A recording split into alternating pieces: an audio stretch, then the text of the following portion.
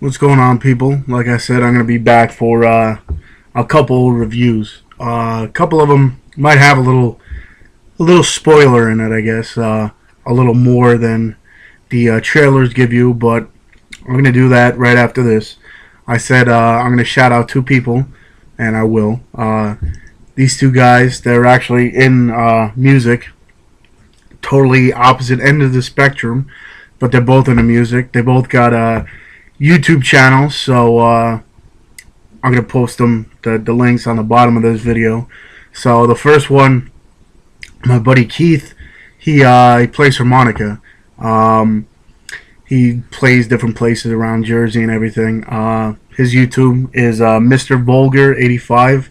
He's got a few different videos up there about him playing his own music that he plays, his own songs. So check him out. And the other one, like I said, on the opposite side of the spectrum, my buddy Brendan, he's a DJ. He does all these places around Jersey. He's getting pretty big. He's got a few videos up, and his YouTube is AX Drummer. I'll throw both of those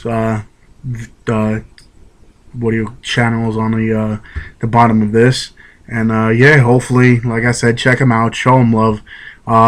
They're both good at their craft. They do totally different things, but both of them are really good.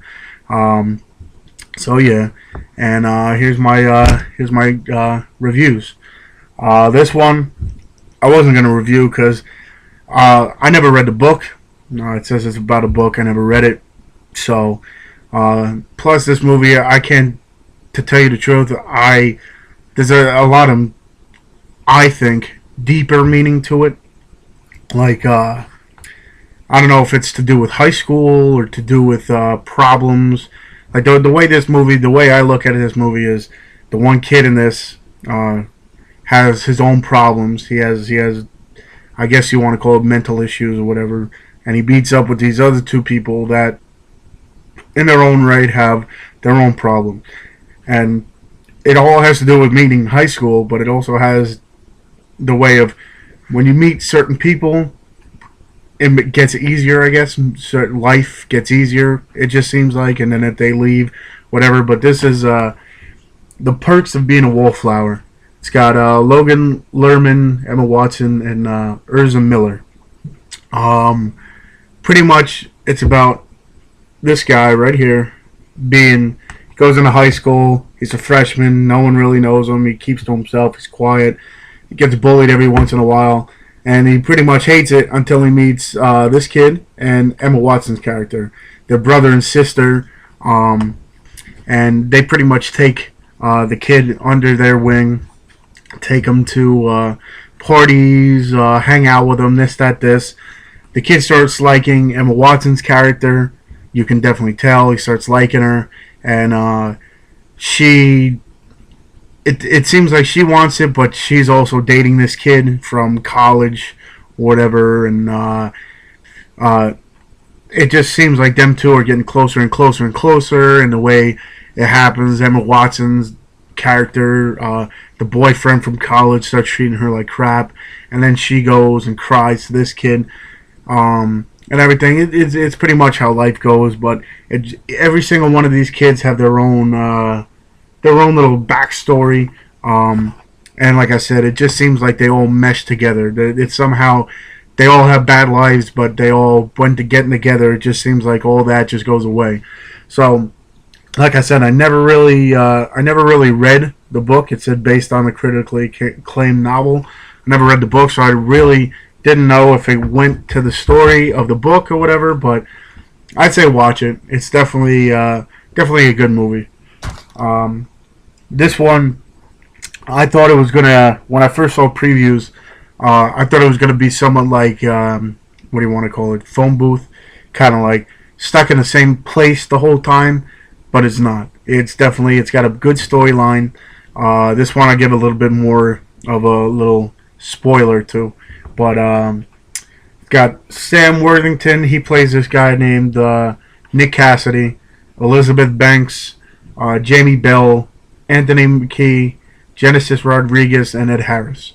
And pretty much this guy here, Nick Cassidy. You see him in the beginning break out of jail with the help of Jamie Bell, who's his brother, and the girlfriend, and they break him out. Like, they go to a cemetery, supposedly for, I think it was for him saying he wanted to say goodbye to his father or something, and they end up going to the cemetery and they break him out, and then you see like a chase and everything. He gets away, and it's his character, and he goes to this hotel. He's in this hotel room, and he's just sitting there thinking, and he opens a window and climbs out onto the edge of this building. So eventually people start looking and see him, and then the cops come and everything, and then they get this negotiator, which is Elizabeth Banks' character, and they have her go and try to talk to him, try to get him off this ledge, and then he starts telling her about how like he can't really go off, and then they're trying to find out who this guy is. So they find evidence of who he is, and they find out that it's this guy Nick Cassidy, who was a cop beforehand, and he was traveling with Ed Harris, and there were Ed Harris had this $40 million diamond, and they were pretty much taking him and being his security with this. And Ed Harris said that this guy Nick stole the diamond from him and then broke it into a million pieces, or tried to steal it, and then it broke. So he ends up going to jail for 2 years. He breaks out and he's trying to clear his name, saying it wasn't him, he got set up, this and that. And so he climbs out on this ledge, and it happens to be a block down from where this hotel is, in plain sight, is Ed Harris's like vault. It's his company, and he's got his vault. And his brother, Nick Cassidy's brother, played by Jimmy Bell, and the girlfriend go to this building and try to steal this diamond, because Nick Cassidy says Ed Harris still has it, he just set him up. So they're trying to steal this diamond that supposedly already got stolen. So it's pretty much the whole movie is between two things. It's between the building they're trying to break into and the ledge that this guy's on. And then twists and turns happen. I said, watch this movie. The storyline to this is better than Phone Booth. I like Phone Booth, but this one definitely has different places it goes to, and the storyline to this is really good. I say, if you're gonna watch anything, watch Man on the Ledge. And then this one, I wasn't going to get this just because the subject matter, I just don't like it. But it ended up being a lot better than I thought, and it ended up clearing my mind. You know, it depends on the person, but it's got Joseph Gordon-Levitt, Seth Rogen, Anna Kendrick, Bryce Dallas Howard, and Angelica Houston. And it's 50-50. Pretty much what this movie is Seth Rogen's character and Joseph Gordon-Levitt. They're been friends since high school, and they work at the same place at this, I think it's a newspaper or something.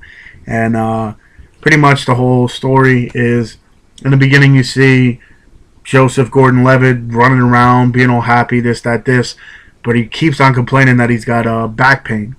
And so he eventually goes and gets his back checked out, and they say that he has cancer of the back.